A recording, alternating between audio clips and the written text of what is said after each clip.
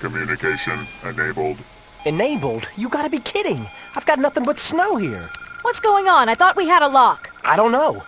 We're through the firewall, have full control of the tower, the logo was up and looking good, then nothing. Hey, what's happening back there? We lost the whole transmission. Hold on. I'm running a system diagnostic. Hard drives are fine. The network's still up. Modulation is within limits. Let me check this satellite. Got it. Tracking is off. I'm gonna realign.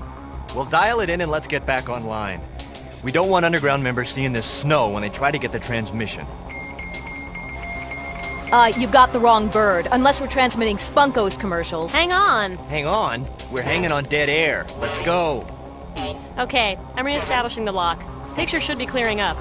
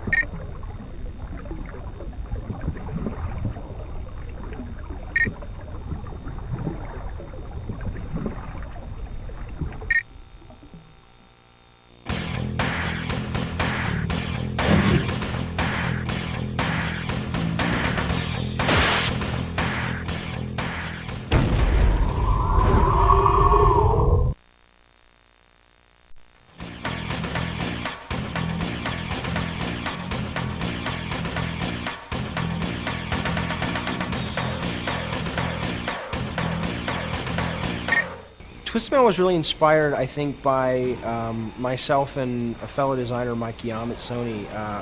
It was basically inspired by our deep love of action movies. A lot of critics, I think, and people sort of say, do we really need another car chase and things like that, and everyone's always bashing on car chases, but we love car chases, and, what we really wanted to do with Twisted Metal was sort of give players the opportunity and, as importantly, give ourselves the opportunity to actually participate in an interactive car chase, to actually be behind the wheel of a car chase like in the movie Speed or Terminator or The French Connection. That was really the whole creative inspiration, and then it just happened to come along at a time when the technology was right, when we met with our developers Single Track up in Utah. That was really the first time that we had really experienced affordable 3D that your home consumer could buy, and we realized that that idea, that inspiration for sort of wanting to put the player in a Hollywood action movie could actually finally be done via this really cool technology which allowed you to actually live in these worlds and things like that. So.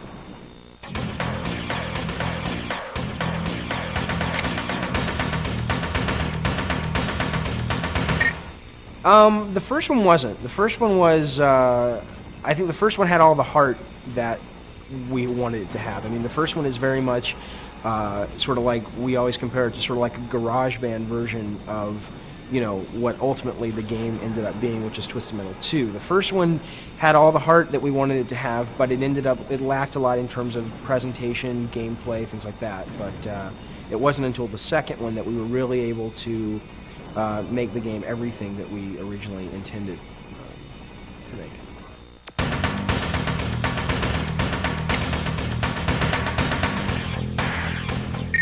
Again, I'd have to say the gameplay.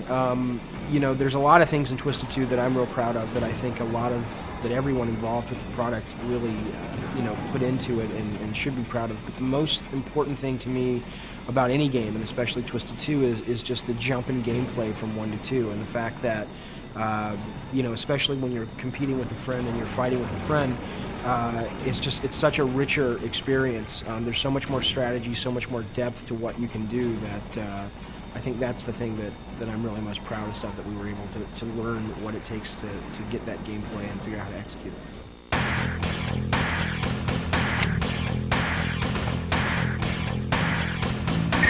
I think the biggest leap was just, I think gameplay says it all. I think it was just a real, Twisted Metal 1 was my second game as a designer. It was the developer's first game as a developer, and in that learning time between Twisted 1 and Twisted 2, we really began to understand what it means to have good gameplay, strategy, risk and reward, payoff, things like that really make players stay with a game. Whereas Twisted Metal 1 it almost felt more thrown together than the second one. So gameplay, I guess, would be the key thing.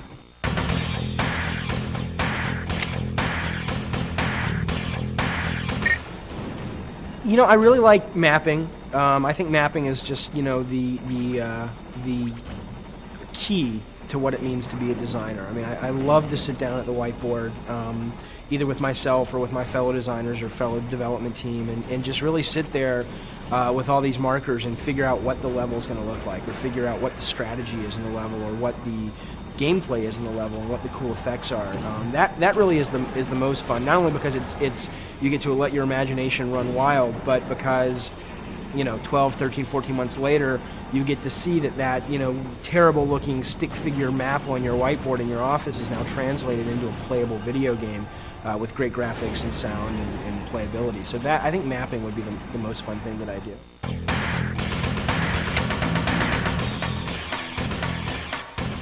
I don't really have an average day in the sense that every day I come in and I shut my door and I design for 2 hours, and then after, it's not that structured at all. All of my days are basically centered around making sure that the game that I'm working on at the time, and I only work on one game at a time, all the elements are being poured into it. And some days that'll mean that I'm working on a map all day long for a certain level of the game. Other days that'll mean I'm working with the developers of the game or the artists, trying to figure out who the characters are that live in the world of the game. All the way up to dealing with marketing, who's trying to come up with a great slant for the ad in the magazines or television, or working with the testers to try to figure out where all the bugs are to make sure we can release the game on time. So it's just a whole amalgam, I guess, of things that I do. But the cool thing about my job that I love about it is that I get this great variety of stuff that I get to do, but it's all centered around one thing, which is making a really great game.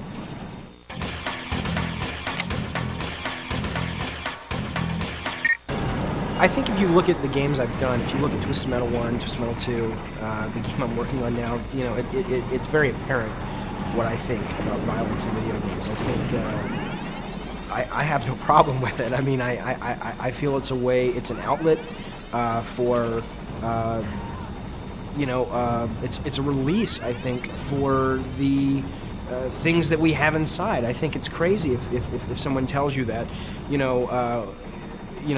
are not violent creatures, and I would much rather rip someone's head off in a video game and get it out of my system than do it in the real world. And I think it allows that. I think it's one of the few mediums that does allow that.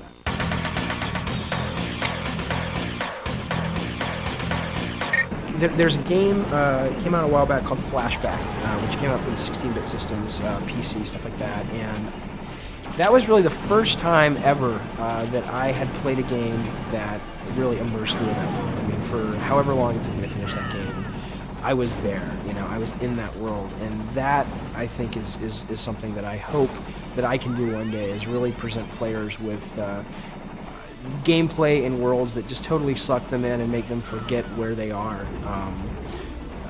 So I would say it would have been Flashback. I mean, today there are certainly games that are doing that very well today on PlayStation and other systems, just some wonderful games out there, but I think Flashback really for me was the first one that did it, and it sort of holds that ranking in my mind as the greatest game of all time, which I wish I would have done it, and I hope one day I can.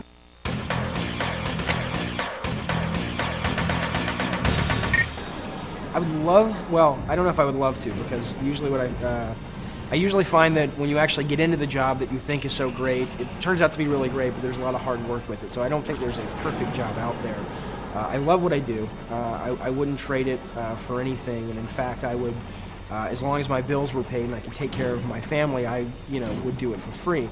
But I would, I'd like to see myself doing comic books one day. I'd love to, I can't draw at all, but I'd love to write comic books someday.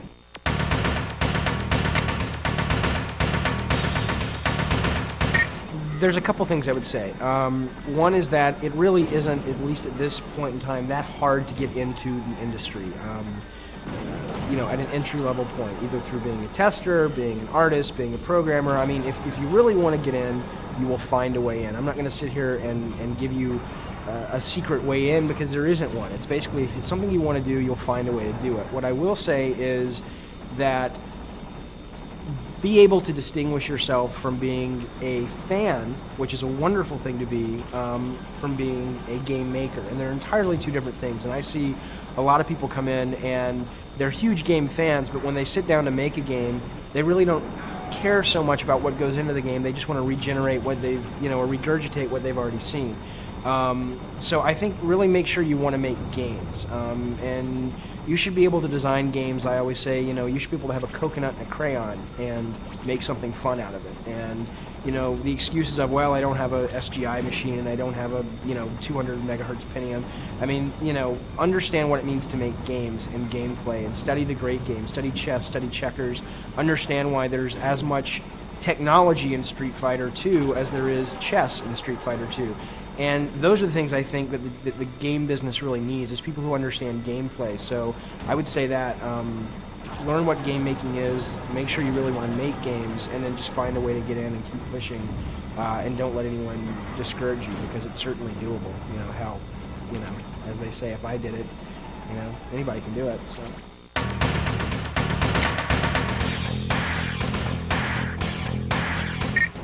I never really intended to get into the game business. It was really a total fluke. I had always played games as a kid and stuff, and I'd always been a video game fan, but my initial intention was to go into filmmaking, and I'd gone to film school and all that, and basically the video game thing kind of happened while I had just gotten out of film school, and I was sort of waiting for, the call from Steven Spielberg or George Lucas or something. And, in the meantime, I figured it would, I needed to eat, and make money and stuff, so I had heard about this job as, game testers, which basically what I thought at the time, which is not the case, that all they did was sit around all day and play video games. So I figured, this will be something cool to, bide my time and make some money. Until I get to make movies, and I kind of fell into it like that and got the job from Sony back when Sony was Sony ImageSoft, and once I got there, I started seeing the potential of the next generation of video games, and seeing how, as game designers, we can take games beyond the simple side-scrolling, stuff that we had been seeing for the last 5 or 6 years, and really take players into a new, sort of a new direction of fun in gameplay. So, you know, since then I just sort of haven't looked back. I just started as a tester and kept going. It was an accident, really.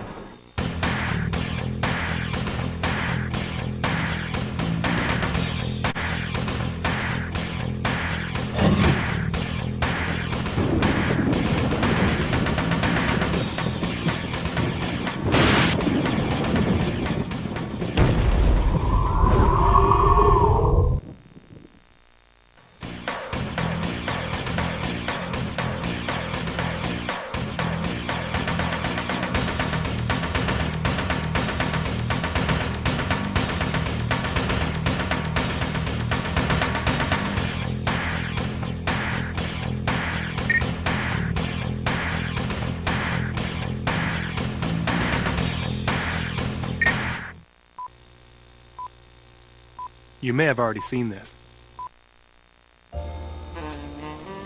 Style. Sophistication. The ability to launch napalm into oncoming traffic. If these are the things you look for in an automobile, it's time you test drive Twisted Metal 2. Fully automated weaponry, dual rocket launchers, and the new APS flamethrowing system. All standard. Drive the 1997 Twisted Metal 2 on PlayStation from Sony. And let style be your weapon. Now we're going to show you what it took to make this ad. The Underground has asked me to give you an eyewitness account of the making of the Twisted Metal 2 TV commercial. I'm David Bamberger, the product manager for Twisted Metal 2, and I accompanied the film crew to Prague and saw how they captured the look and feel of a luxury car ad. Prague was the perfect city. It's located in the Czech Republic and has a rich, glamorous feel that we were looking for. We were lucky to find Monique locally. But to get the properly arrogant male lead, we had to import Timothy from England. He actually turned out to be a nice guy. Of course, the real star of the ad is this fully loaded, heavily armed car. Style. Sophistication. The ability to launch napalm into oncoming traffic. Of course, a missile launcher wasn't a standard feature in these big American cars, so we added one. 3, 2, 1, go! 3, 2, 1, go! Instead of using a computer composite, we used a real explosion to get the reflection you're about to see in the actor's glasses. That's very nice. Ability to launch napalm into oncoming traffic. If these are the things you look for in an automobile, it's time you test drive Twisted.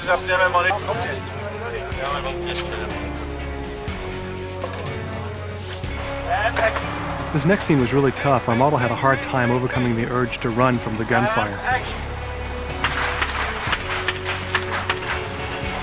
With each blown take, the door had to be rebuilt with fresh explosive caps.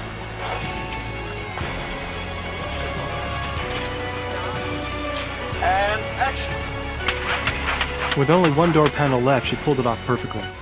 All standard. Drive the 1997 Twisted Metal 2 on PlayStation from Sony.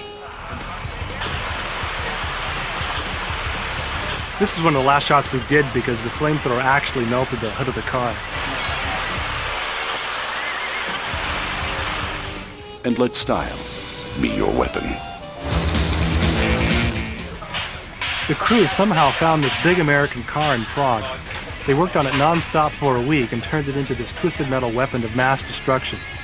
It wasn't street legal when we bought it, and it certainly wasn't street legal after. So there's your inside look. And remember, drive angry.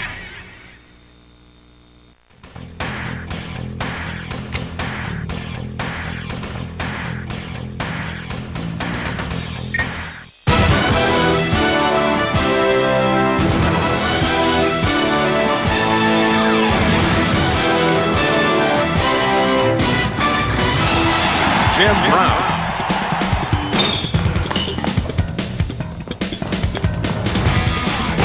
Tim Brown came into our motion capture studio, and the result you can see in the game, the smoothest animation in a football game today. That kind of stuff just blows you away, really, to see how they could take the running and put it on the screen and fill it in with animation or whatever, and it ends up being a little football player in the game doing exactly what you were doing. High step. So what it does is for each frame, it will go through and it will figure out where each of these dots actually were. They really don't mean anything until you start moving them. And once you start moving them, you can see basically where the hips and the knees and the ankles and all the joints are. And voila, you end up with a stick figure. You want to have a left foot, right foot, left foot, so that you can take that in cycling. It was really fun to be here with these guys and to see how much they really put into making sure that these games are exactly how the guys are doing in the field. One playing the game, you draw it anywhere you want, we'll implement it when you draw it. Well, this is happening.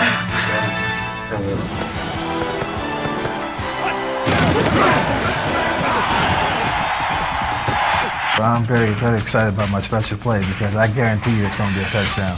Especially if you have the right receiver out wide.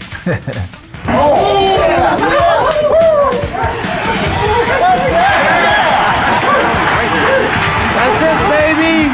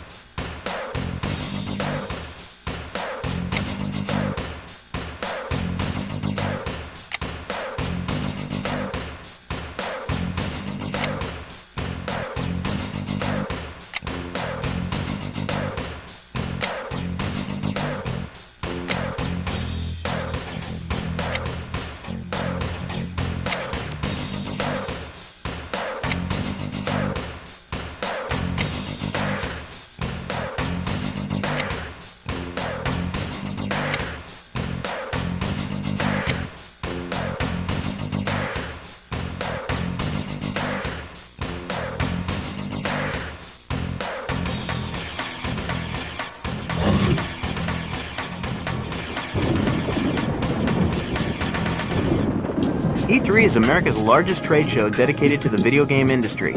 You might have read about it in gaming magazines and maybe even seen a few pictures. But now, through the use of time-lapse photography, the Underground takes you for a quick look inside E3 and the making of Sony's outrageous booth from the ground up.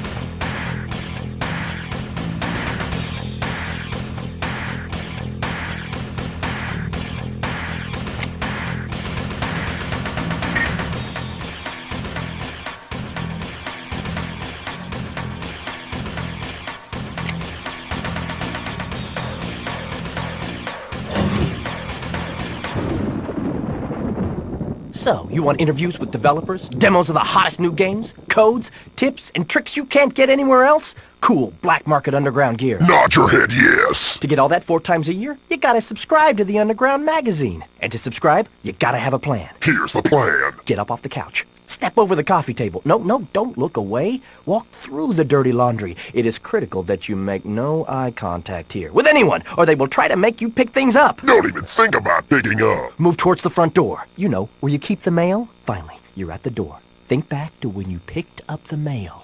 You saw the Underground CD, so you threw the rest of the mail aside. Concentrate! You ripped open the expensive, well-planned mailer, trashed it, opened the jewel case, ignoring all design hours spent creating it, and just tossed it, only to grab out the CD. The CD case. The subscription card inside the front cover. Where did you throw it? On the floor? In the trash? Crushed in the doorway?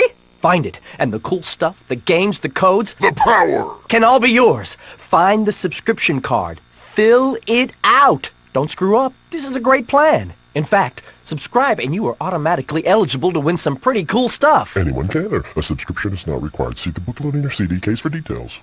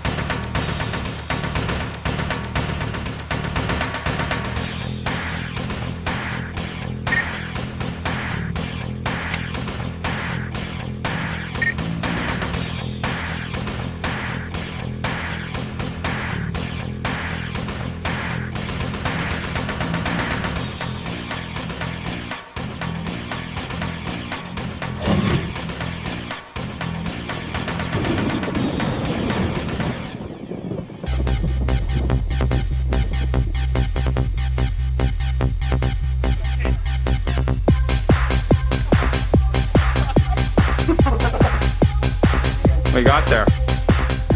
Chicken pot pie. Mmm.